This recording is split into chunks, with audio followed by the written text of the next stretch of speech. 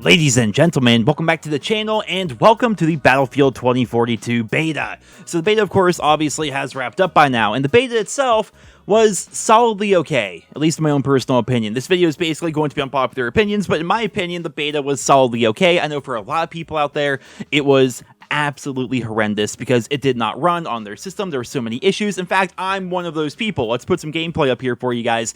This is me trying to play the beta for the very first time. As you can see, when I boot up the game, it works. Then I hit options because I plan to stream the game, and every time I opened up the options menu, it would minimize the game. Once the game was minimized, I was unable to open it up once again. The game essentially just would not work. It refused to open if I wanted to change around even one option. So what I had to do is uninstall the game from Steam, reinstall it into Origin, and then the same issue persisted, and the only way to fix it was to spam click with my mouse and use my controller, trying to spam A on that to make it so the options menu actually opened. Then once the options menu was open, I was finally able to play the game. Once in there, I found what everyone was saying, in that the game itself is solidly okay for the most part, right? Because we're playing on a beta that is one map, we have one mode, we have like 8 different weapons with limited attachments. There wasn't really a whole lot there. We got to see the new dynamic weather system, we got to see the tornado, which was interesting. And going back to the weather system for a second, I do feel as though that's a really cool feature. This is something I've actually wanted in COD for a very long time. You can go back to like 2014 or something like that, where I was making videos talking about how Call of Duty needs to have a dynamic weather system.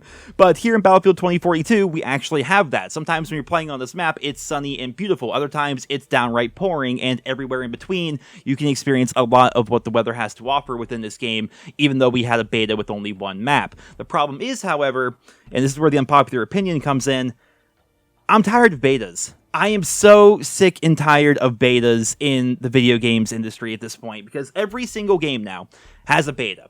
Every time a beta comes out, the game is super buggy and has issues, which is the point of a beta, right? But what that causes is a lot of apathy within the games industry as a whole for the consumer. At least for me and the people I talk to, the people in my own circle, like when a beta comes out, we see the game, we experience the issues, and then we're not nearly as hyped for the full launch of the game because we played the beta, we tried it out, we got a bad version of the game, and now our expectations for the full launch are now lower. And once we go into the full game, we've already experienced some of the maps, we've experienced some of the guns, we've experienced some of the content. And that's not even just true for Call of Duty or Battlefield, but it's true of other games like Back 4 Blood, for example. That game is releasing, and I have virtually no hype for it because I tried playing the beta, and the beta was okay, but because I played the beta, I used it kind of like as a demo for the game, and it basically feels like Left 4 Dead, but I'm just not all that hyped for it because I got to see a bit of what the game had to offer in terms of story and gameplay and things like that. Like, betas, I think, are used as marketing tools at this day and age, but I'm at the point where, and I think a lot of you guys are as well,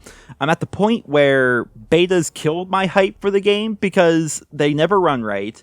Oftentimes, developers don't make enough changes between the beta and the full launch because the beta itself is supposed to be a big advertisement for the game as compared to, you know, something that's actually testing out different features. Essentially, betas are just there to pump up pre-order numbers so you can actually get in and play. I mean, you need only look at the Vanguard beta, for example. They called it an open beta right from the very beginning, but something like 3 of the 10 total days the beta was out was it actually open to everybody as compared to people that pre-ordered or people that had a PlayStation. So I don't know. I feel like betas at this day and age are just marketing tools that actually kill the hype for the game because they're supposed to be a beta, right? An alpha and a beta, you're supposed to get in there early, you're supposed to see the game in a buggy state and an incomplete state, you're supposed to test things out and then give feedback to the developers, and the developers are supposed to have time between the beta and the full launch to take all that feedback into consideration and make massive sweeping changes potentially to the core gameplay to make the launch of the game even better for the people that actually spent the 60, 70, whatever dollars on the full product, right? But we don't get that anymore. Like, Battlefield here is set to release not too long from now, and do you think a lot of these issues are going to still be there at launch? Because I'm betting they are. All the problems that we saw during the Vanguard beta, are they going to fix all that in the 1 month time they had between the beta and the full launch? No, of course not. They may fix a couple of things, but they're not going to fix everything like we hoped. So the launch of the game essentially is the actual beta, and I think I talked about that during Black Ops Cold War. Was, you know, Season 0 going into Season 1, that was really the beta essentially of the game, and what we saw during the proper beta was just the alpha, And what we saw during the alpha was just, I don't even know what.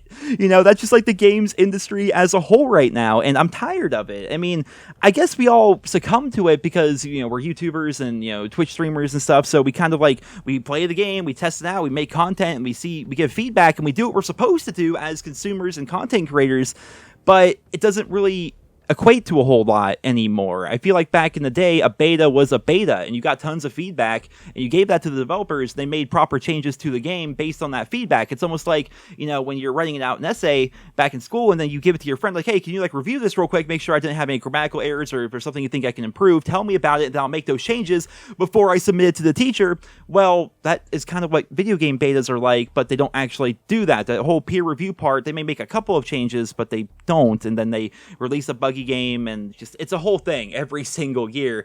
And honestly, I'm just so bored of it. Every time they're like, oh, this game's coming out in beta, do you want to play? I'm like, not really. I mean, it's gonna kill the hype for the game, at least my own personal opinion. But getting back on topic here for Battlefield 2042, again, one map, one game mode, 8 weapons, very limited attachments. From what I did play, the game is pretty neat. I actually kind of like I don't know, the changes they made are interesting, right? Because there's people out there that are Battlefield purists that are upset with some of the changes, and those changes lie in the fact that specialists exist, for example. So the specialists in this game, if you want to be a medic, for example, you can be a medic, but also be one of the various specialists. So one specialist has a grapple hook, right? So you can be the grapple hook specialist, but also be a medic and have the ability to throw down your health packs, right? But you could also, instead of being that, you could be the medic specialist that is able to heal herself and then shoot her little dart gun like Ana from Overwatch and heal her teammates. You have these different specialists that you can combine with the classes, which I think is kind of interesting. But from a Battlefield perspective, you can't use a repair tool and a launcher, I don't believe, for example, all in one class anymore, which is something that a lot of people don't like. They want their classes to feel like classes as compared to specialists and classes.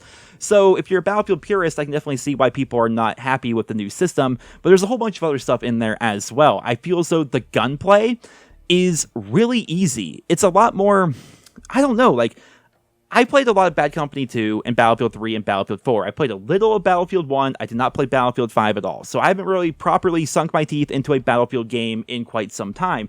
But playing this game's beta here, the guns are insanely lethal. The submachine guns that you start off with, for example, have no recoil. The hipfire is as tight as can be, it seems. And the guns themselves are pretty lethal. It wasn't hard to master these guns, despite the fact that attachments were very limited. So I have to wonder, is the gunplay and the movement, it's kind of more Call of Duty-esque than Battlefield-esque, at least in my own personal opinion, which is something that I see a lot of people reviewing the game online discussing as a potential downside for the game. So overall, the game itself, I think it's interesting because the game looks great, at least in my own personal opinion, because I didn't have as many graphical and UI issues as other people. But when the game was running properly, I think it looks beautiful. I think it is incredibly fluid. The gunplay and the movement, it all feels fantastic. But the question is, are they going to fix all the problems going from the beta to the full launch of the game? And once that full launch is out, is there going to be content to keep fans interested? Right? And by content, I'm not talking about maps and guns. I'm talking about progression paths. You guys know that's a big thing for me in video games these days. Battlefield is not new. Right? Battlefield has not been new for a very long time. The same is true of Call of Duty. So the core gameplay of Battlefield is interesting. People enjoy that, but there has to be something on top. If the core gameplay is the cake, everything else has to be the icing on top of the cake. And that icing has to be interesting progression paths outside of simply just leveling up your character for the sake of leveling up your character. Are there going to be mastery camos? Is there going to be a robust challenge system? Are there going to be things in the game that are going to have you want to sign in every single day because you have to do this thing? You want to sign in because you want to complete this challenge. You want to do this thing on the battle pass. You want to do this thing for your mastery camos. You want to, level up your, I don't even know, your medics. You unlock this new attachment or this new tool that you can use in the game. There has to be stuff to make you want to grind the game. The core gameplay, in my own personal opinion, is not enough to keep gamers hooked anymore because Battlefield is an older title. People know what Battlefield is. The same is true of Call of Duty. You guys know I'm primarily a Call of Duty channel. People know what COD is. COD's core gameplay hasn't really changed all that much since Call of Duty 4, if you think about it. The same core concepts still apply. So, while yes, the core gameplay and the movement and the gunplay and the weapons and all that and the new maps, that's interesting at launch, but what is going to keep you playing? And the answer is a progression system, a proper progression system that keeps players wanting to sign in and grind every single day. Look at mobile games, for example. I'm not saying COD needs to be like a mobile game more than it already is, but COD and Battlefield and all these other titles, they need to have some of those aspects in the game to keep players hooked and to make them want to sign in every single day. A wise man once said, video games should not waste your time, they should make you want to waste your time. Think about that for a second, and think about how it applies to Battlefield 2042 as well as Call of Duty Vanguard. But ladies and gentlemen, I hope you all enjoyed today's video. Overall, Battlefield 2042 looks pretty solid based on what we have so far, but is it going to deliver on launch? That is the question. And the same, I guess, we're all wondering about Vanguard is, will it deliver on launch as well? I suppose time will tell. It's going to be interesting. I would like to comment on Halo Infinite, but I can't because their beta was like super convoluted even to sign into, and I never got accepted to be part of their beta, so I didn't even get to play that game. But that game's coming out, I think, in December, if I have that right. So yeah, Battlefield, COD, and Halo all releasing around the same time. It's like the good old days. It's like 2012 all over again. The question is, how are the games actually going to compare, and who is going to win the big game battle this year, essentially? Who's going to sell the most? It's going to be interesting to follow the story, but ladies and gentlemen, I hope you all enjoyed today's video. If you did, consider leaving a like. Thank you all so much for listening, and I hope you guys all have a wonderful day.